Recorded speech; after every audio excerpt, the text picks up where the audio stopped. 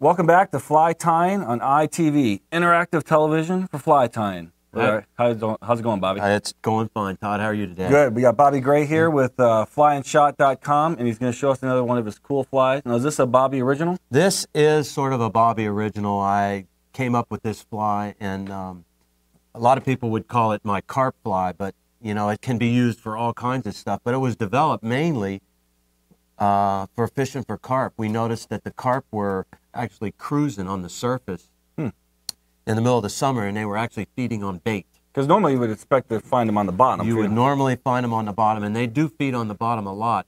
But it seems like at certain times of the year when all the shad school up and get to the surface, especially if you're on an impoundment or a lake that has a lot of shad, these carp will actually come up and start feeding on them. So I kind of came up with a fly that looked similar and in size and had some good optics and some good flash, and it's been a great fly for me. So I'm going to tie one for you. I am using, today I'm using a Tiemco 5263 size 6.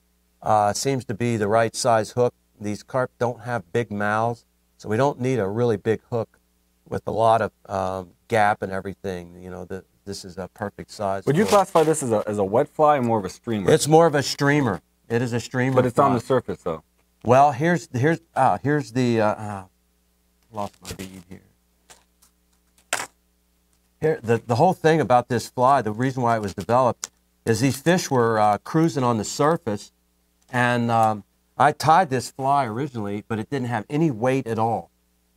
And what was happening is you got to make some long casts, and you know you'd make 2 or 3 false casts, and it would dry the fly out, and then it wouldn't sink.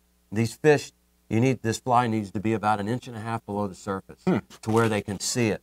So I played around with this fly for a while, and I found out that if I put a Cyclops bead on this hook first, it's the perfect weight. I originally tried Clouser minnows and stuff, but they were always too heavy, and they would sink too fast. Okay. So the first thing you want to do is put the bead on to your hook, and I like using white thread or some light colored thread because I am actually tying white rabbit strips on. And we want to get a good thread base on. This is what you always do.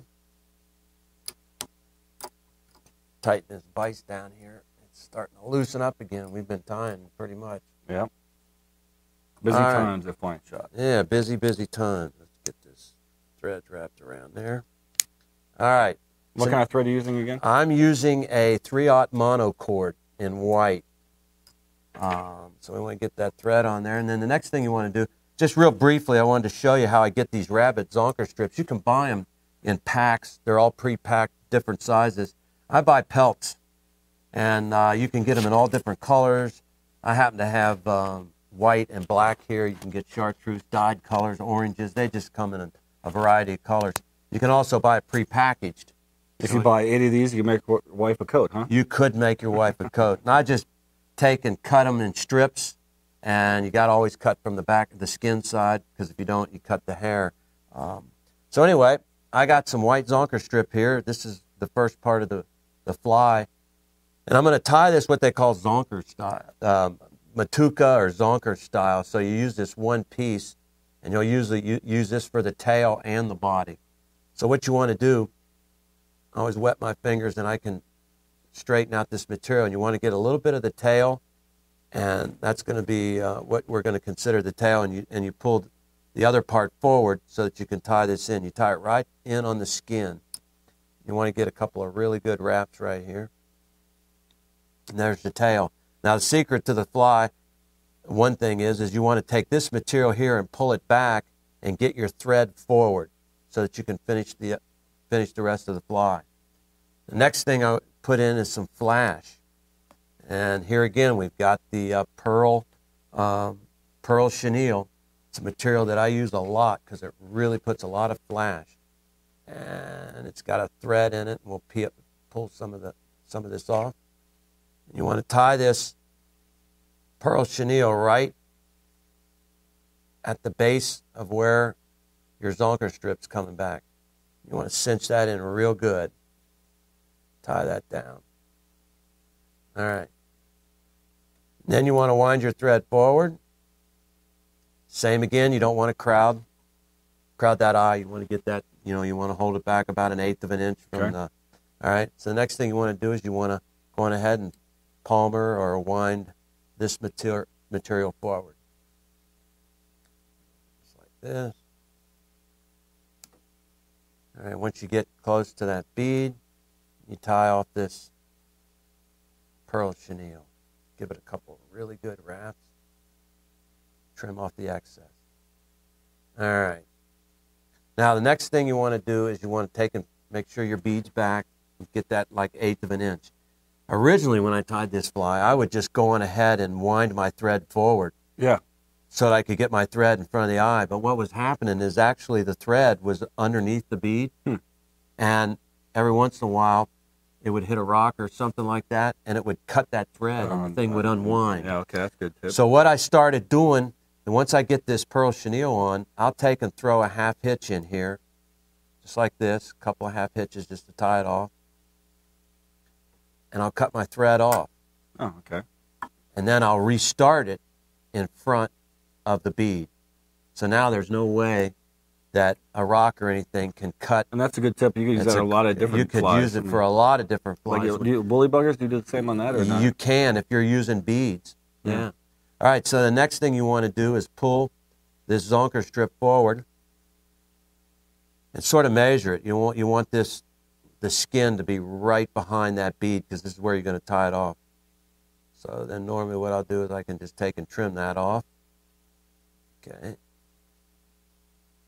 Then you grab that right behind the bead. You grab that little bit of skin right there. Make sure that bead's back. All right, there we go. You want to cinch that down real good. This is where you can sort of form that head. Mm-hmm. Man, let's get that cinched down there. There we go. All right. There. Basically, there's the fly. I originally fished this like this a lot.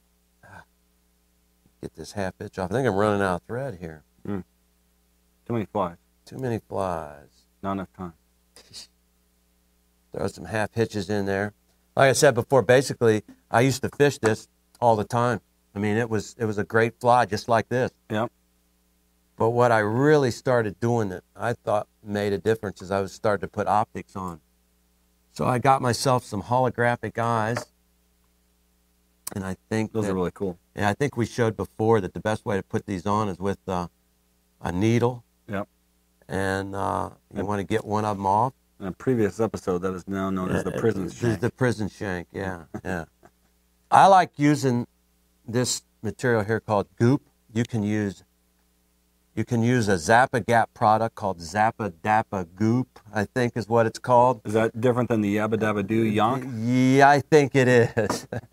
So anyway, I'm going to put some eyes on this fly, and what I've found the easiest way to place these flies is to get a little bit of glue on the end of your needle, and then you put them right on, take the glue, and it sticks right on the back of the eye. And you can place this eye wherever you want, get it positioned, and then hold the eye, and then pull the needle right out. And it's glued right on there where you want. You've noticed a difference on strikes with that eye on there versus without? Yes, absolutely.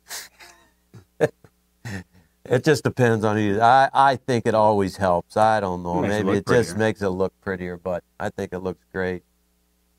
So I started putting them on. It impresses all my fishing buddies. You can charge more for them too, right? That's right, yeah.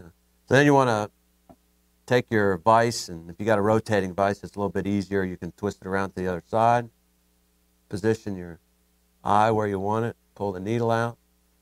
And then I always take a look at that thing right square dead in the eyes. Straighten it up. Pull a little bit of glue off. And there it is. Great. This is called the gray-white. I sort of named it that. You can tie this fly in a multitude of colors.